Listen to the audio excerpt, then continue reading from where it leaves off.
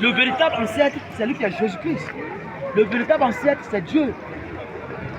Ils sont dans l'ignorance, ils sont aveuglés. Nos grands-parents, nos ancêtres, ils servaient le Dieu véritable qui s'appelait Yahweh. Ce sont des anges dessus. Ils sont venus les tromper, adorer les images taillées. Sinon, avant, nos ancêtres connaissaient le véritable Dieu qui s'appelait Yahweh. Ils adoraient le véritable Dieu. Ce sont les anges dessus. Ils sont venus les décevoir. Ils ont commencé à adorer les faux dieux, les images taillées. Même les images que les catholiques adorent, ça vient des anges dessus. C'est eux qui ont trompé l'humanité. Imaginez, Dieu est esprit. Dieu n'est pas une image, non. Il faut l'adorer en esprit, en vérité. Quand tu as l'esprit de Dieu en lui, il faut l'adorer en esprit. Si on prend Jean 4, verset 23-24, je vais vous dire ça, vous allez voir. Vous allez comprendre. Dieu n'est pas catholique, ni protestant, ni évangélique. Dieu est esprit. Il faut l'adorer en esprit, en vérité. Ce sont les adorateurs, adoratrices que Dieu cherche. Je vais vous dire ça. Jean 4, verset 24, vous allez voir. Jean 4, verset 24. Jean 4, verset 24. Jean 4, verset 24. Voilà. Je vais vous dire ça. Jean 4, verset 24. On va lire ça, vous allez voir. Jean 4, verset 24. Jean 4, verset 24.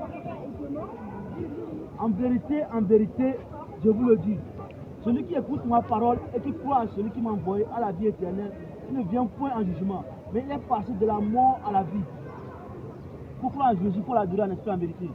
J'ai oublié Jean 4, tout vous allez voir d'où ça, il est contre les trucs là, les images taillées.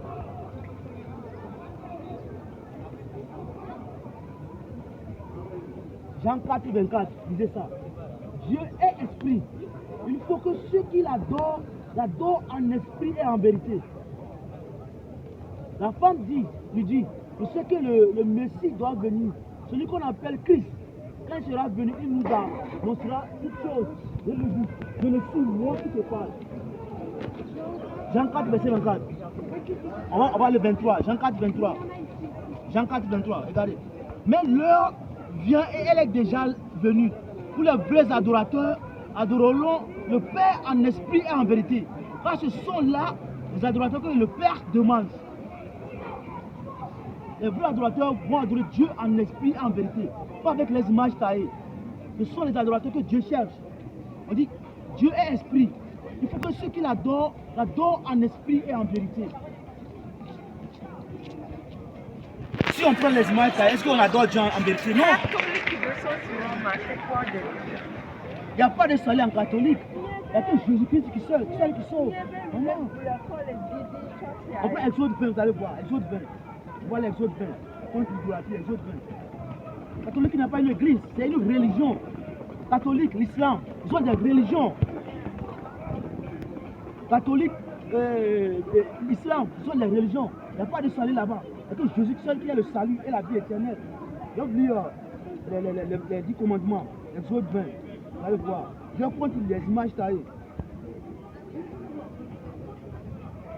Exode 20. Exode 20, verset 4. Vous allez voir. Si Dieu nous a envoyé, c'est pour vous faire du bien. Dieu vous fait du bien maintenant. Jésus-Christ veut vous faire du bien. On prend Jean 4, verset 24. Jean 20. On prend Exode 20. Exode 20, verset 4. Ce n'est pas les 10 commandements. Exode 20, verset 4.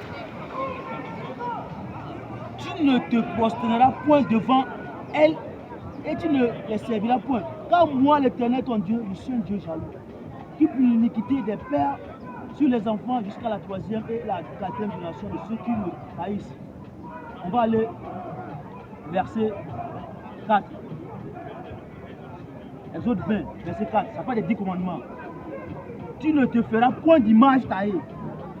C'est Dieu qui interdit son peuple Israël. Nous sommes l'Israël actuel, c'est nous l'Israël actuel. Donc Dieu est en train de parler à son peuple Israël. Exode 20, verset 4. Tu ne te feras point d'image taillée, ni de représentation quelconque. Les choses qui sont en haut dans les cieux, qui sont en bas sur la terre, et qui sont dans les eaux plus bas que la terre. Tu ne te prosterneras point devant elle et tu ne les serviras point. Car moi, l'Éternel, ton Dieu, je suis un Dieu jaloux. Les images taillées, Dieu nous interdit de faire ça. Vous avez vu? Détournons 27, verset 15, vous allez voir. Détournons 27, verset 15. Détournons 27, verset 15. Maudit soit l'homme qui fait une image taillée. Maudit soit l'homme qui fait une image taillée. Une image en fond, abomination de l'Éternel, œuvre des mains d'un artisan, et qu'il la place dans un lieu secret, et tout le peuple répondra Amen. Dieu a dit, maudits sont ceux qui font ça. Dieu les maudit, ils sont maudits. Ils peuvent être riches, avoir l'argent, mais ils sont maudits. S'ils meurent, c'est l'enfer qui les attend. Dieu dit, maudits soient ceux qui font ça.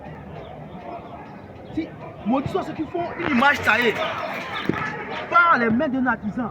Et ils le placent dans un lieu où tout le monde dit Amen. Dans un lieu catholique, le monde le croit Amen. Dieu dit, maudits soient ces gens. Quand tu es maudit, tu meurs, tu vas en enfer. Attends, Jésus vous aime. Catholique, islam sont des religions. Je n'ai pas.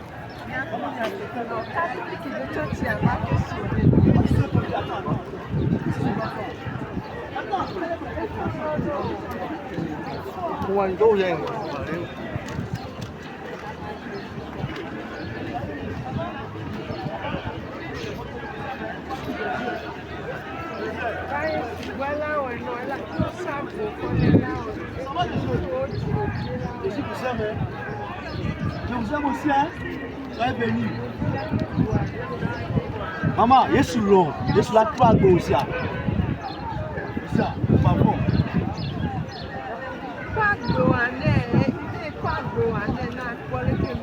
Elle vient de voir ce que j'ai lu. Quand tu te donnes à Jésus-Christ, tu vas changer ta vie, maman. Marie, les papes, les images, là, ils ne vont pas changer votre vie. Ils sont une abomination aux yeux de Dieu. Dieu dit, maudit soit ces gens qui le font ça. Maudit soit les prêtres, les catholiques qui le font ça. Dieu les maudit. Quand tu es maudit, tu meurs, c'est l'enfer qui t'attend. Parce que Dieu qui nous a créé esprit. Puis vous prenez les images qu'un artisan a fait avec ses mains. Et vous vous placez dans un lieu. Et puis vous priez ça. C'est une abomination. L'image n'a pas de souffle de vie. L'image ne peut pas parler. Il ne vous écoute pas. Dieu n'est pas là-bas. Dieu est esprit. Dieu est au ciel. Christ est en nous. L'image m'a fait sauver Dieu. Ça s'appelle l'idolâtrie. Ça conduit en enfer. L'image